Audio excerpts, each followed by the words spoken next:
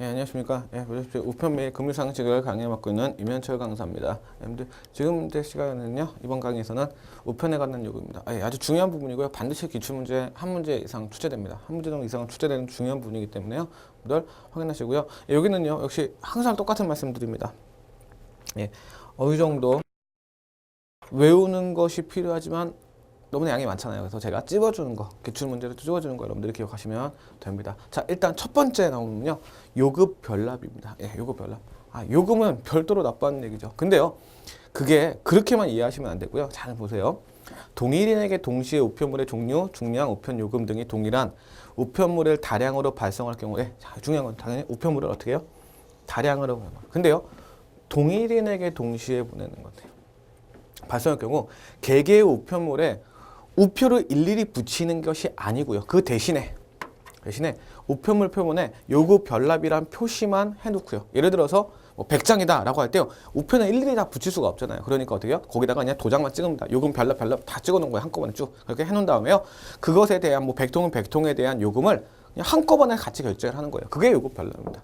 그래서 요금의 별납 표시만 우표를 붙이지 않고 그냥 거기다가 요금 별납이라는 표시만 찍어놓고 나머지 요금을요 일괄하여 모두 합하여 한꺼번에 결제하는 제도를 요금 별납제입니다. 전혀 어려운 말 아니죠. 여러분들 충분히 이해할 수 있을 겁니다. 그렇죠?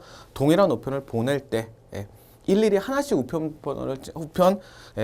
붙여서 찍는 게 아니고요. 한꺼번에 모아서 하는 겁니다. 그럼 거기에 우표가 붙이는 게 아니고 이 표시만 들어가면 된다는 거 기억하시면 되겠습니다. 요금 별납 말 자체는 어렵지 않죠, 여러분들. 자, 의의 보시면요. 고객은 우표를 붙이는 수고를 줄일 수 있고, 그렇죠. 일일이 100장을 다 붙일 수 없잖아요.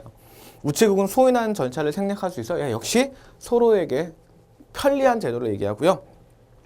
다만 간단한 고무인 표시로도 요금 납부가 증명되기 때문에요. 접수 시 입회 인계 시 할 때 절차를 잘 지켜서 문제가 없도록 하면 되는데요. 특별히 어려운 제도는 아닐 겁니다. 그때 왜요? 자, 통상 제일 중요한 말. 이거는 이해고요. 개념에 대한. 제가 여러분들 강조해서 외우라는 말은 요겁니다. 통상 우편물과 소포 우편물 모두를 접수할 수 있으면 자, 여러분들 두 개 모두 다 가능합니다. 요걸 외우셔야 되고요. 두 번째로는요. 요걸 외우셔야죠.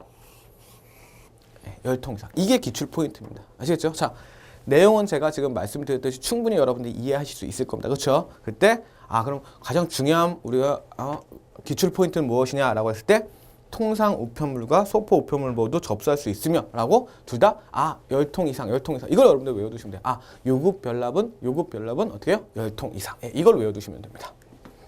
그 다음 두 번째는요. 가장 많이 출제되는 부분이 아마 이거지 않을까 싶어요. 여러분들한테. 요금 수납입니다. 말 뜻은 어렵지 않죠. 요금을 어떻게 한다고요? 후납. 나중에 납부한다고요. 그럼 도대체 어떤 경우에 요금을 나중에 납부하냐라고 합니다. 자, 그때 우편물의 요금을요. 우편물을 발송할 때 납부하지 않고요. 자 보세요. 1개월간 발송 예정인 우편 요금의 2배에 해당하는 것을 담보금, 2배에 해당하는 것을 1개월간 예정된 우편의 2배를 담보, 디파짓으로 한 다음에요.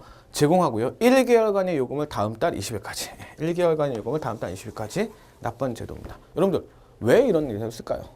간단하죠. 하나만 상식적으로 생각하시면 돼요. 왜 이런 거 있을까요? 많이 거래하니까요. 그렇죠? 하루에도 몇백 동씩 쭈루룩 할 때고요. 그게 한 달입니다. 그럼 그걸요. 갈 때마다 요금을 지불하는 건 서로에게 일이죠. 그러니까 어떻게 해요? 일정 계약을 맺어놓고요. 무슨 이제 일정 계약이라는 게 이제 2배에 해당하는 요금을 미리 내놓고요. 그 다음에 1개월마다 계속 결정하는 거예요. 다음 달 20일까지.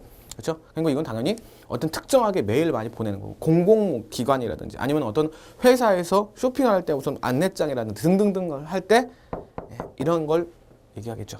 요금 후납이 그겁니다. 그래서 이 제도는 우편물을 자주 발송하는 공공기관, 은행, 회사 등에서 편리하기 위해서요.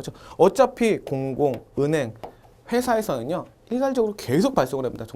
정말 많은 사람들한테 발송을 하죠. 그걸 발송할 때마다 요금을 계속 요금 별납으로 한다?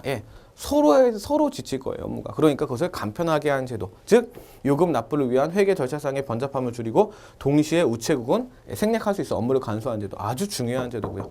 꼭 기억하시면 됩니다. 자, 일단 요금 후납에서는요, 이 개념이 정말 중요하고요. 여러분들 꼭 기억하시고요. 두 번째로는요.